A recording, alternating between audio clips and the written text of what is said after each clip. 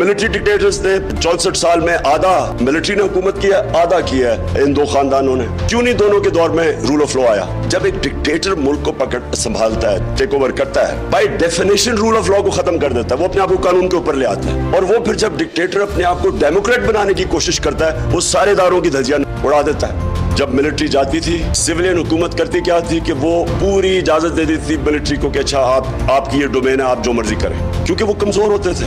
और दूसरा क्योंकि उनकी डेमोक्रेसी डिपेंड करती है मॉरल स्ट्रेंथ के ऊपर, not physical strength. Physical strength फौज के पास होती है। जब आप करप्शन करते हैं, आपके ऊपर केसेस होते हैं और आप फिक्र होती है, तो आप फिर और स्पेस देते जाते हैं। सो ये जो बैलेंस है ये अभी तक आया नहीं। जो एस्टेब्लिशमेंट है वो रियलाइज नहीं कर रही कि वो जो अब हरकतें कर रही है कि फौज को कभी कमजोर नहीं हम अफोर्ड कर सकते। पाकिस्तान के पास बहुत बड़ा एसेट है, ताकतवर फौज, इसको हमें बचाना है। क्योंकि अगर पब्लिक के अंदर और फौज के अंदर फासले बढ़ते रहे जो बढ़ रहे हैं, तो इससे इवेंचुअली फौज को नुकसान और पाकिस्तान को नुकसान है। एक ही रास्ता है, 70 साल की उम्र का हो गया हूं, सारी दुनिया में जो मैंने देखा है, एक डिफरेंस है खुशहाल माशरों में और वो जिधर गुर्बत है, एक ही डिफरेंस है, रूल ऑफ लॉ।